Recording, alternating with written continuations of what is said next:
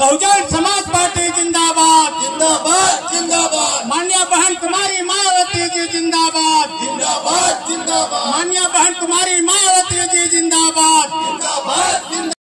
बेईमानों से निकलो बाहर मकानों से, जंग लड़ो बेईमानों से। जेल में बंद निर्दोष लोगों को निशर्त रिहा करो, रिहा करो रिहा करो। जेल में बंद निर्दोष लोगों को निशर्त रिहा करो, वरना कुर्सी खाली करो। बहुजनों के सम्मान में, बीएसपी मैदान में, बहुजनों के सम्मान में, बीएसपी मैदान में, जेल में बंद निर्दोष लोगों के सम्मान में, बीएसपी मैदान में, जेल में बंद निर्दोष लोगों के सम्मान में, बीएसपी मैदान में। बहुजनों पर अन्याय अत्याचार बंद करो, बंद करो बंद करो। बहुजनों पर अन्याय अत्याचार बंद करो, बंद करो बंद करो।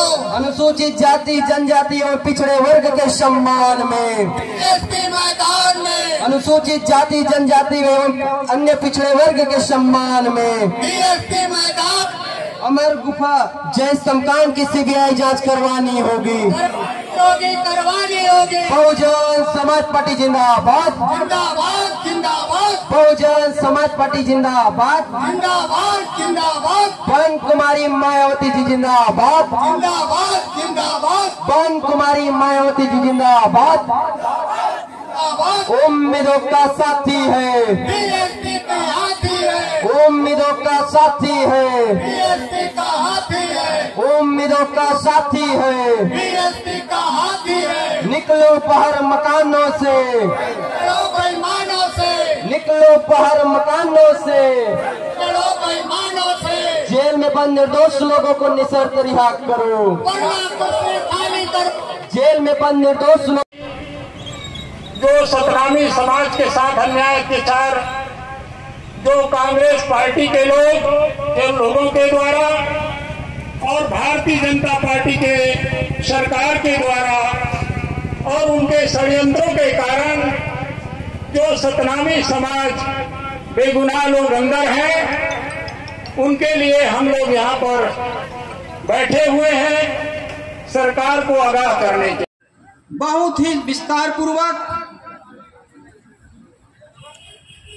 सारी बातें रखे हैं और बहुत सारे साथियों ने भविष्य में धरना प्रदर्शन करना ना पड़े इसके ऊपर में भी हमें सरकार बनाने के लिए उन्होंने अपनी बात हम लोगों के सामने कहे।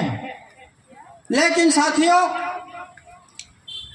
विगत 42-43 सालों से बहुजन समाज पार्टी बने ही 40 साल हो गई और 40 सालों के बाद हम सब लोग बहुजन समाज पार्टी के जो कार्यकर्ता हैं,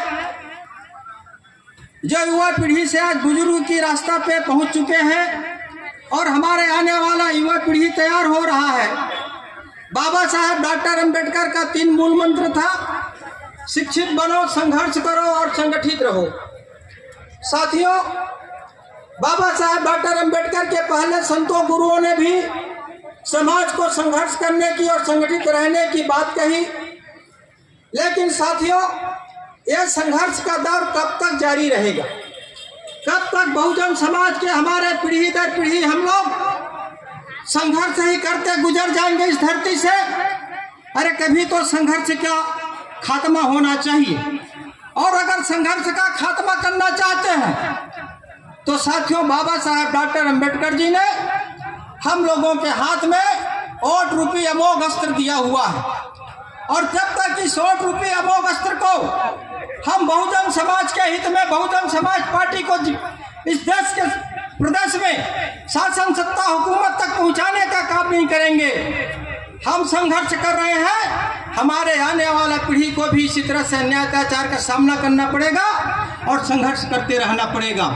इसलिए साथियों, समय आ गया है, हर चीज का एक सीमा होती है और अन्याय अत्याचार का सीमा समाप्त होने जा रही है। प्रदेश के कोने कोने पर बहुजन समाज के हर वर्ग के ऊपर में, चाहे वो अनुसूचित जनजाति के वर्ग के ऊपर में, 2 दिन पहले लाठीचार्ज हुआ हसदेव अरण्य कांड में, वहां की जंगल की कटाई किया जा रहा है। हमारे एक साथी बहुत अच्छी बात बोल रहे थे, मैं आपको एक बात बताना चाहता हूं। अभी सरकार ने एक योजना चलाई, आंगनबाड़ी के कार्यकर्ता, स्वास्थ्य कार्यकर्ता लोगों को हर मोहल्ले में जाकर पेड़ बांटने का काम किए और पेड़ बांटने का काम किया। महिलाएं जो आंगनबाड़ी की कार्यकर्ता थी बोली कि हम लोग पेड़ लगाने का काम करें और यह सरकार अडानी और अंबानी को पेड़ काटने का आदेश देती है, तो हम क्यों पेड़ लगाएं? पेड़ लगाना है तो वो लोग लगाएं। साथियों, पेड़ की रक्षा, जल जंगल जमीन की रक्षा करने वाले के ऊपर में डंडा बरसाई गई। सोशल मीडिया में खून से लथपथ हमारे आदिवासी भाइयों को दिखाया गया। साथियों, इसी तरह से ओबीसी की समाज के ऊपर में घटना हो रही है। अनुसूचित जाति के ऊपर में घटना तो आजादी के समय से लेकर, आजादी के पहले से लेकर अभी तक हर 5 साल में बदस्तूर जारी है। साथियों, जब समाचार आता है पेपर पत्रिका में तो निश्चित तौर पर पढ़ते होंगे, सुनते होंगे टीवी में, तो शर्म तो लगता है हमें। आप लोगों को भी शर्म लगता होगा। अपने शर्म को खत्म करने के लिए हमारे लोग शुतुरमुर्ग बन जाते हैं साथियों, और जब तक शुतुरमुर्ग बनते रहेंगे हम लोग डंडा खाने का काम करते रहेंगे। अगर शर्म है हमें और अपने शर्म को खत्म करना चाहते हैं तो आइए आज हम लोग आज शपथ लें कि धरना प्रदर्शन के इस कार्यक्रम में ऐसे 4 साल हम लोग इतना कठिन काम करें, इतना मेहनत करें। मैं आप लोगों से कहना चाहता हूं, आप काशीराम साहब के बकबक शेर हैं। एक विधानसभा 90 विधानसभा है, एक व्यक्ति, एक युवा पीढ़ी, एक युवा साथी हमारा काशीराम बनकर निकल चले, काशीराम बनकर निकल चलो। 90 विधानसभा क्षेत्र है।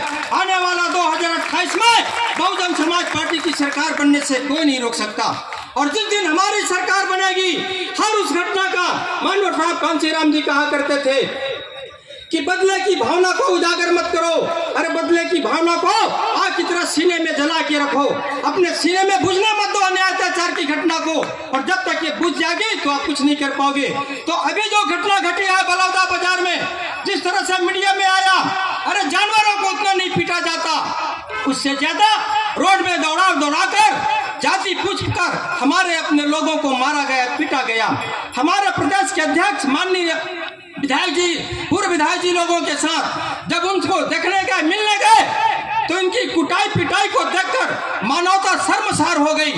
अरे वो भी पुलिस वाले, वो भी सिपाही, प्रशासन के लोग, शासन के लोग। ये लोकतंत्र है और लोकतंत्र में कोई भी सरकार स्थायी नहीं होती, लोकतंत्र में कोई भी सरकार स्थायी नहीं होती। बलौदा बाजार का इतिहास, ये घटना, ये दिनांक याद रहेगा। और जिस दिन बहुजन समाज पार्टी की सरकार बनेगी, हम लोग यहाँ पे काम करने वाले प्रशासन के उन तमाम अधिकारियों का हम भी खैर निश्चित तौर पर हम उनकी भी इतिहास लिखने का काम करेंगे, उनकी भी सेवा पुस्तिका लिखने का काम करेंगे। डंडा अपने हाथ में, सत्ता की कलम अपने हाथ में लेना पड़ेगा। और जब तक सत्ता की कलम हमारे हाथ में नहीं आएगी, हम कुछ नहीं कर सकते। हम मार खाते रहेंगे, हमारे आने वाले बच्चे मार खाते रहेंगे। और सरकार संविधान के अनुसार नहीं चल रही है, वो तो संविधान के खिलाफ में काम कर रहा है। सरकार संविधान के खिलाफ में काम कर रहा है। आज आप लोगों ने देखा, आरक्षण के ऊपर में आरक्षण बचाने के लिए बहुजन समाज पार्टी और इस अन्याय अत्याचार के खिलाफ में 15 दिन का पूरे प्रदेश में हम लोगों ने यात्रा निकाला। 21 अगस्त को भारत बंद किया गया। क्या असर हुआ? सरकार को जो करना था कर रहा है। आरक्षण में कोटे पे कोटा हमें बांटने का काम कर रहा है। एक तरफ मनुवादियों ने भारत के मूल निवासियों को, दुनिया में भारत में इंसानों की जाति होती है, सबको पता है, हम लोगों को 6000 टुकड़े में बांटा और मुट्ठी भर लोग, चतुर चालाक लोग जाति में बांटकर हम सारे लोगों को अपमानित किया और वो राज कर रहे हैं। स्वतंत्रता के बाद, आजादी के बाद, भारत में संविधान लागू होने के बाद भी इन्हीं मुट्ठी भर 15% लोग भारतीय जनता पार्टी और कांग्रेस बनाकर हमारे अपने लोगों को बेवकूफ बनाने का काम करते हैं। हमारे ही लोग कहते हैं कि हम भाजपाई हैं, हमारे लोग कहते हैं कांग्रेसी है। अरे भाजपा और कांग्रेस की उत्पत्ति कहां से हुआ है? इसके बनाने और चलाने वाले लोग हैं, कौन है? मैं आप लोगों से पूछना चाहता हूं, आप लोग गांव में जाकर पूछो कि भाजपा और उसी उद्देश्य को चरितार्थ करने के लिए जो हमारे समाज के निर्दोष लोगों को, जो शासन और प्रशासन ने जेल में बंद करके रखा है, उन हमारे भाइयों को, हमारे बच्चों को निःशर्त रिहा करने के लिए आज बहुजन समाज पार्टी सड़क पे उतर के धरना प्रदर्शन कर रही है। इससे पहले बहुजन समाज पार्टी ने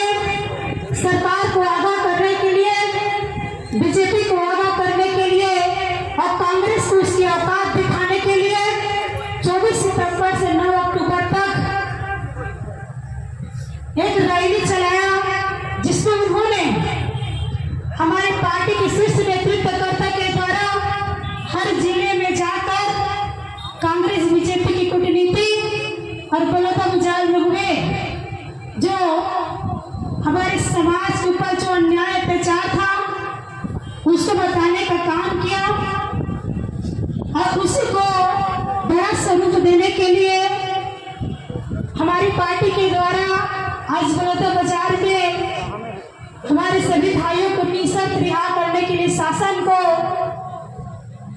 यहाँ से चुनौती देने का कार्य आज हम